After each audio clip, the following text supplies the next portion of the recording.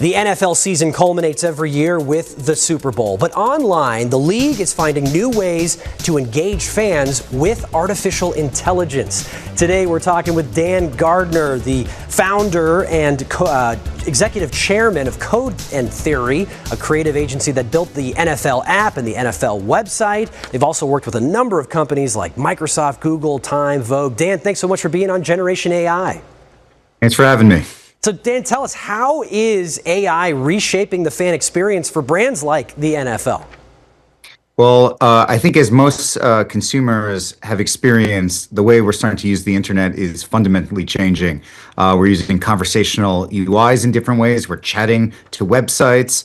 And it's really just a new way to have a personal experience that is completely different than what we saw the internet in the last 25 years. And a lot of work we did with the NFL is to deliver a personalized experience, to think more holistically what it means to engage with the NFL and what the difference is when it's game time versus lead up to the game or post the experience after the game. So it's just a new internet with different types of experiences. Yeah, I know you've also done some work with the NHL. I mean, I'm sure sports leagues in general are really trying to embrace this and personalize things. I mean, how personalized can they get? How much can they change the experience up for one user to another?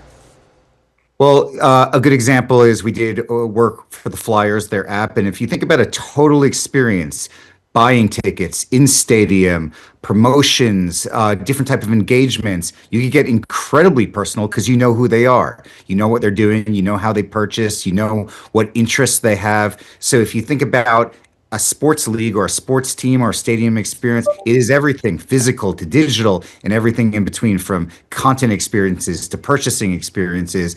It's something that you're going to see in the next couple of years, a real transformation in the way that you actually engage with teams or brands, or just in general, anything online. Let's talk about how AI is changing the online shopping experience. Morgan Stanley recently said that about 1 in 4 Americans used AI to make a purchase in the last month. What are your thoughts on how consumers are using AI as a shopping tool and where we're heading?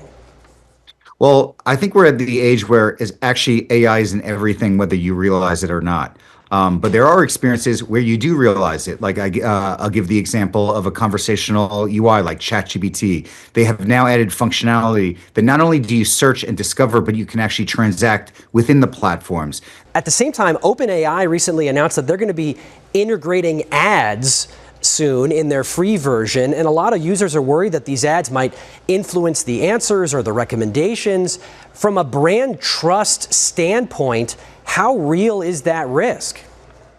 I mean, look, there's always risk there. I think advertising showing up in some of these new platforms was inevitable. I think if you look at the history of time, where there is attention, there is advertising, and now there's attention there, and there will be advertising. Now, OpenAI specifically have said they're going to clearly delineate what is an ad versus what is a response, and they're saying that the ads will not influence what the response is. So similar to when you go on Google right now, they make it very clear on what is a sponsored post versus what is just natural search. But we have users out there who think literally their phone is listening to them, is recording their conversations. People believe that at a very high rate. So how do they know for certain that the AI is not being sort of tweaked to maybe give one recommendation over another?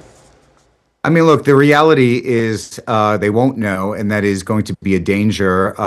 But also, the good thing is there's more than one platform. There's more than ChatGPT that exists that is delivering these modern experiences. Google Gemini, for example, is another platform. Claude exists. And there are actually numerous other foundation models that are trying to play in this game. So there will be consumer choice, and hopefully that consumer choice will push these companies to do the right thing and not to actually to break that trust. I'm sure we're going to see some stories that are going to happen, and I think for the brands that that do the right thing will be rewarded. And if you totally manipulate the system, I think we will see challenges.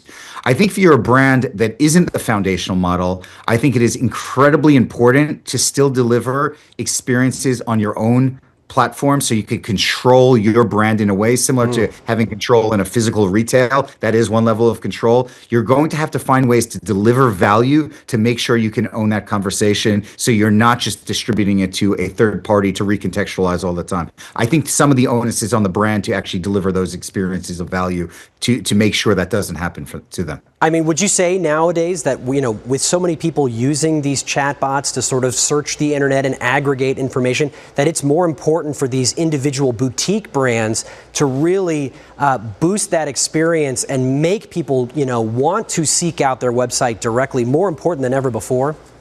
Yeah, I mean, it's incredibly important. We just did a recent survey with the Wall Street Journal that surveyed executives and found that 94% of them all agreed having a great customer experience is vitally important to their future of the business. The scary thing, 93%, so statistically the same amount of people said they are behind on that, and 75% of respondents say they are behind totally on AI. So it is more important, brand is more important, but I think it takes thinking about how AI can make you more creative, not just what AI can do from a technical perspective. And I think that's why we're seeing certain brands fall behind right now. You've worked with brands like Time and Vogue. These are sort of traditional, Tiffany brands of the magazine era.